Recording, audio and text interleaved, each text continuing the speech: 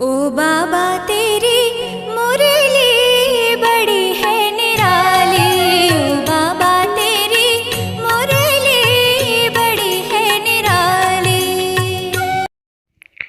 मीठे बच्चे देह के सब संबंधों में बंधन है, इसलिए दुख है। देही के संबंध में रहो तो अथाह सुख मिल जाएगा, एक माता पिता की याद रहेगी। प्रश्न, किस नशे में रहो तो माया पर जीत पाने की हिम्मत आ जाएगी? उत्तर, नशा रहे कि कलप कलप हम बाप की याद से माया दुश्मन पर विजय बन हीरे जैसा बने हैं। खुद खुदा हमारा माता पिता है, इसी स्मृति से व नशे से हिम्मत आ जाएगी। हिम्मत रखने वाले बच्चे विजय अवश्य बनते हैं और सदा गॉडली सर्विस पर ही तत्पर रहते हैं। गीत है, तुम्हारे बुलाने को जी चाहता है। ओम शांति।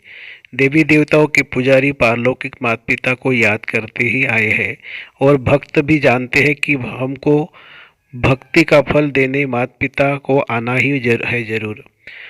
अब वह माता पिता कौन है ये तो बेचारे जानते ही नहीं है। पुकारते इससे सिद्ध होता है उनका संबंध जरूर एक होता है। लौकिक संबंध दूसरा होता है पारलौकिक संबंध।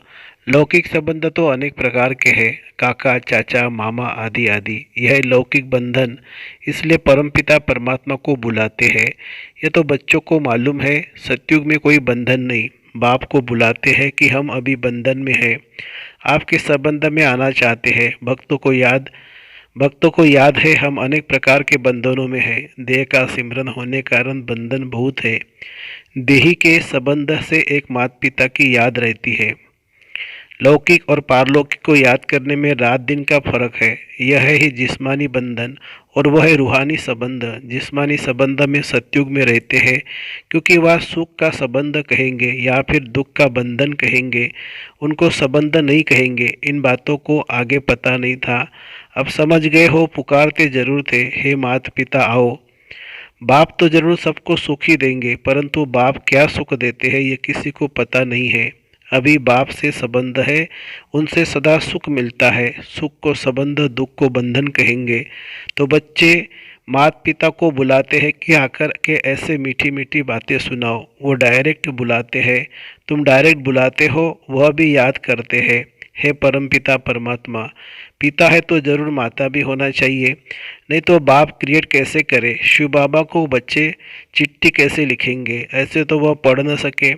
शिव बाबा तो यहाँ बैठे हैं इसलिए लिखते हैं शिव बाबा थ्रू ब्रह्मा। शिव बाबा जरूर कोई तो शरीर धारण करते हैं, गाते भी है आत्माएं परमात्मा अलग रहे। बहुकाल सदगुरु उसको कहा जाता है जो वह सर्व का सदगति दाता है। वह आकर इस शरीर में प्रवेश करते हैं, फिर इनके 84 जन्मों का राज बैठ बतलाते हैं। ब्रह्मा की रात, ब्रह्मा का दिन गाया हुआ है।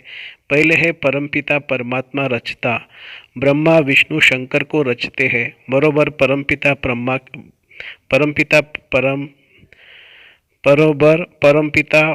ब्रह्मा की रात को फिर ब्रह्मा का दिन बनाने आते हैं। प्रजापिता ब्रह्मा का दिन तो प्रजापिता ब्रह्मा कुमारियों का भी दिन हो गया।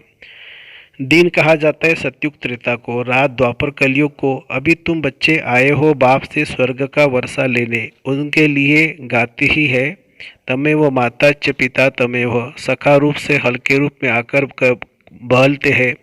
मुख्य 3 संबंध है, बाप, टीचर और सदगुरु। इनसे फायदा है, बाकी काका चाचा मामा आदि संबंधों की कोई बात नहीं है। तो संपूर्ण बाप जो है वह आकर बच्चों को संपूर्ण बनाते हैं। 16 कला संपूर्ण तुम बन रहे हो, तुम अनुभवी हो, दूसरा कोई कैसे जाने। जब तक तुम बच्चों के संग में न आए तब तक वह कैसे समझ सकेंगे। अब तुम जानते हो भक्ति मार्ग में भी बंधन है। याद तब करते हैं जबकि रावण रूपी 5 विकारों के बंधन में है। बाप का नाम ही है लिबरेटर। अंग्रेजी अक्षर बहुत अच्छा है, लिबरेट करते हैं। मनुष्य को लिबरेट किया जाता है दुख से, माया के बंधन से लिबरेट करने आते हैं। फिर गाइड भी है, गाते भी है, मच्छरों सदृश सबको वापस ले जाते हैं। तो जरूर विनाश भी होना है। ये तो गाया हुआ है, ब्रह्मा द्वारा स्थापना, शंकर द्वारा विनाश कराते हैं, फिर जो स्थापना करते हैं उन द्वारा ही पालना कभी होती है। अभी तुम तैयार हो रहे हो नंबरवार पुरुषार्थ अनुसार। देह के बंधन को बुद्धि से तोड़ना है। सन्यासी लोग तो घर बार छोड़ भाग जाते हैं।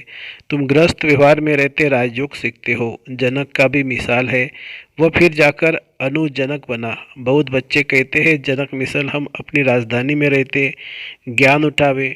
अपने घर का तो हर एक राजा है ना, मालिक को राजा कहा जाता है। बाप है, उनकी स्त्री बच्चे आदि, उनकी स्त्री बच्चे आदि है। यह हो गई हद की रचना। क्रिएट भी करते हैं, पालना भी करते हैं, बाकी सहार नहीं करते हैं, क्योंकि सृष्टि को तो वृद्धि को पाना ही है। वह सब पैदा ही करते रहते हैं। सिर्फ बेहद का बाप ही आते हैं जो नई रचना रचते हैं, पुराने का विनाश कराते हैं। नई सृष्टि की स्थापना और पुराने का विनाश सो तो ब्रह्मा विष्णु शंकर का रचयिता परमपिता परमात्मा ही करेंगे। इन बातों को तुम बच्चे अच्छी रीति समझते हो। बातें तो बड़ी सहज है, नाम ही रखा हुआ है सहज योग व याद। भारत का ज्ञान व योग नामी ग्रामी है। बाप अभी तुम बच्चों को दैवी मत देते हैं, जिससे तुम सदैव हर्षित रहेंगे।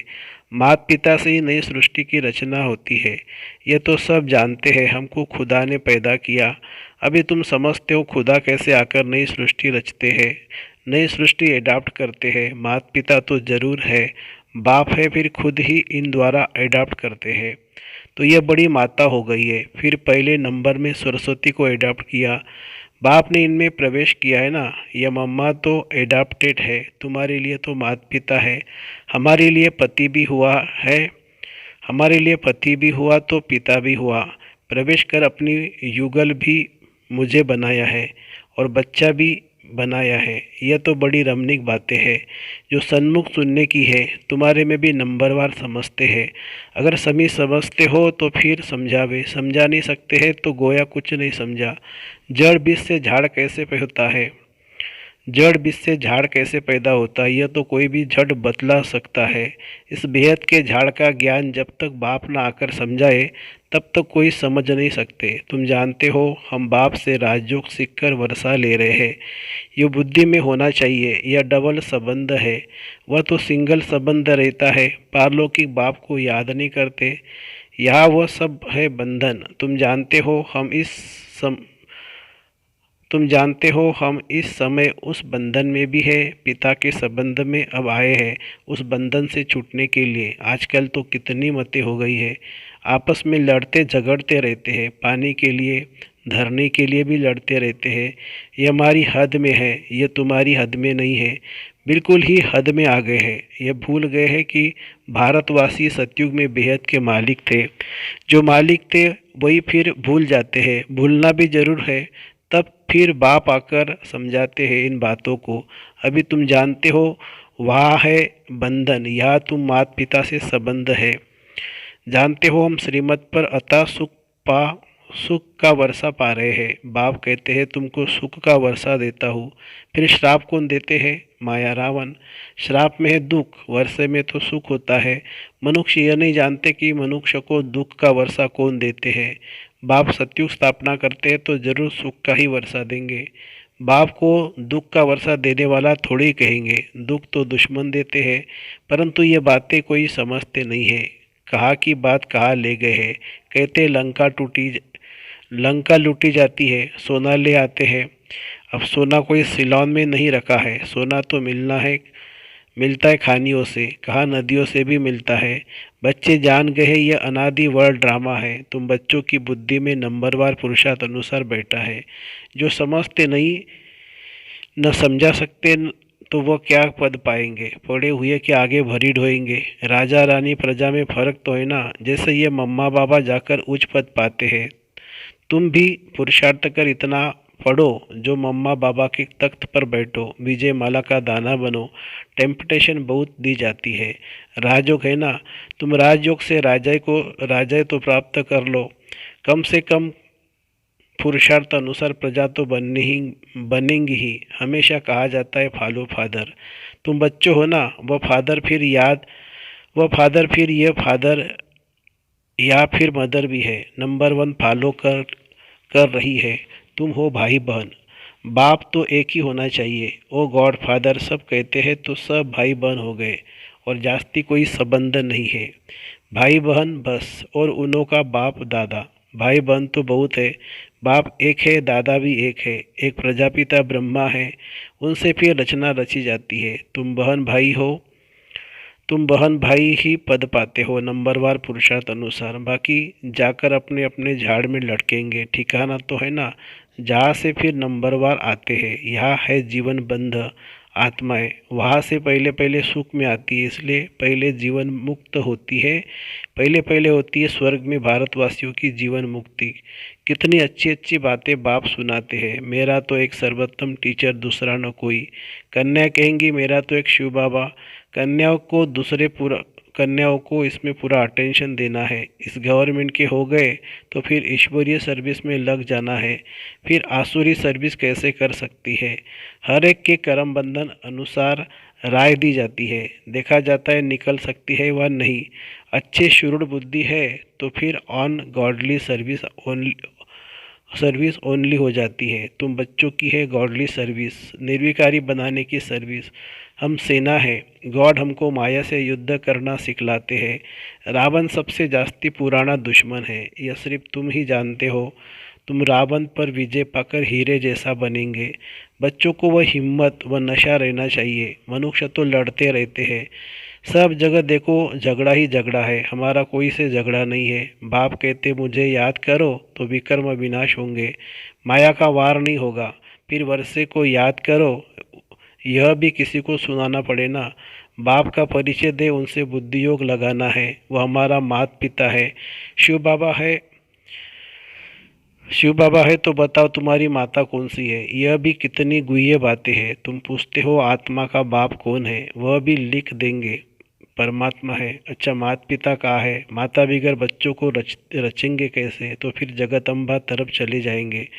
अच्छा जगदम्बा को कैसे रचा, यह भी किसी को पता नहीं है। तुम जानते हो ब्रह्मा की बेटी सरस्वती है, वह भी मुख वंशावली है। रचता तो बाप ही है। अच्छा मीठे मीठे सिखिलदे बच्चों प्रति माता पिता बाप दादा का याद प्यार और गुड मॉर्निंग। रूहानी बाप की रूहानी बच्चों को नमस्ते। हम रूहानी बच्चों की रूहानी माता पिता बाप दादा को याद प्यार, गुड मॉर्निंग और नमस्ते बाबा नमस्ते। धारणा के लिए मुख्य सार। मेरा तो एक सर्वोत्तम टीचर दूसरा न कोई। इसी निश्चय से माता पिता समान पढ़ाई पढ़नी है, पुरुषार्थ में पूरा फॉलो करना है। दूसरा देह के बंधन को बुद्धि से तोड़ना है। दैवी मत पर चल सदा हर्षित रहना है, ईश्वरीय सेवा करनी है। वरदान, किनारा करने के बजाय स्वयं को एडजस्ट करने वाले सहनशीलता के अवतार भवो। कई बच्चों में सहन शक्ति की कमी होती है, इसलिए कोई छोटी सी बात भी होती है तो चेहरा बहुत जल्दी बदल जाता है। फिर घबराकर या तो स्थान को बदलने की सोचेंगे या जिससे तंग होंगे उनको बदल देंगे, अपने को नहीं बदलेंगे लेकिन दूसरों से किनारा कर लेंगे। इसलिए स्थान अथवा दूसरे को बदलने के बजाय स्वयं को बदल लो तो सहनशीलता का अवतार बन जाओ। सबके साथ स्वयं को एडजस्ट करना सीखो। स्लोगन है, परमार्थ के आधार से व्यवहार को सिद्ध करना यही योगी का लक्षण है। परमार्थ के आधार से व्यवहार को सिद्ध करना यही योगी का लक्षण है। अच्छा, ओम शांति।